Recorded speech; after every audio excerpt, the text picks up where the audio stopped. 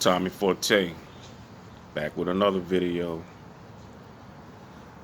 This time I'm making a video about Kareem Abdul-Jabbar and his comments on uh, people in sports speaking out against being anti-Semitic. Now, Kareem, you present yourself as being someone with extreme intelligence, and a lot of people think that you're very insightful.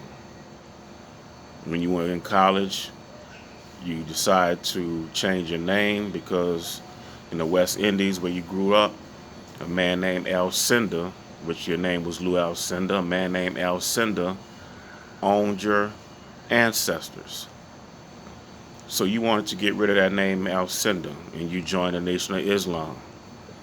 And you received a lot of criticism at that time, just like Muhammad Ali got a lot of criticism at that time from changing his name. So now you have these brothers like Desean Jackson and Steven Jackson, and they're speaking out. And Desean Jackson said that if people knew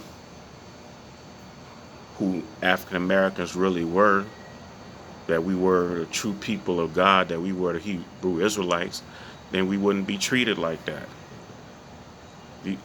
That we wouldn't be treated like that. And you said that was being anti-Semitic.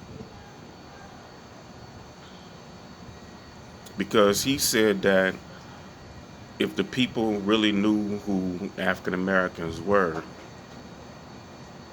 that we would be treated differently in this society, because we are the most highest people. And you took that as being anti-Semitic, just like a lot of other people took that as being anti-Semitic. How can the Semitic people be anti-Semitic? They're not even Semitic. That should be anti-Semitic in itself. But Kareem, for you to come out and to go against these brothers and say they were being anti-Semitic for just speaking the truth. The book of Deuteronomy said they're supposed to have some curses that will follow his people forever until he saved them. That's the purpose of salvation, to save you from your sins, the curses, and your enemies. Where are they curses? In the book of Deuteronomy, it said that God's people were going to be brought down low, and the strangers shall be brought up high. That his people will be the tail, the lender, the borrower, and the stranger shall be the head, the lender, the one who gives money away, the one who owns banks. God's people will be the people that's being shot down on the street.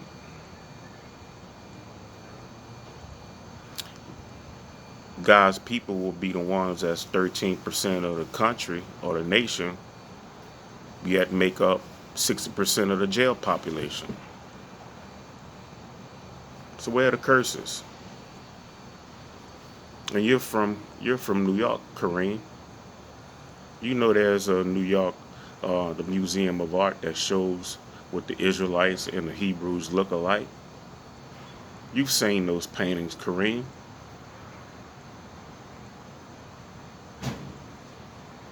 You know, you love to write letters. You wrote one to Will Chamberlain when he criticized you. You know, you're supposed to be real insightful. You just should have kept your mouth shut.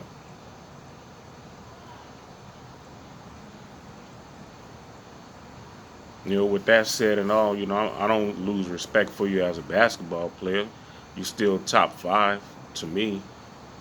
Top 4. I'll put you on the Mount Rushmore with your goggles on, next to a bald head Jordan and a goatee Magic and a headband wearing LeBron. But you were out of pocket for this one. Especially in this particular climate. You should have just stayed out of it. That's all the man said, that if people knew who African Americans were, they would be treated different. You bet they will be treated different, because nobody wants to knowingly know you're persecuting God's people. That's all he was saying. And based on location, we cannot be anti-Semitic. Tommy Forte, aka Tommy Israel. Like, comment, subscribe. And I'll see you on the next one.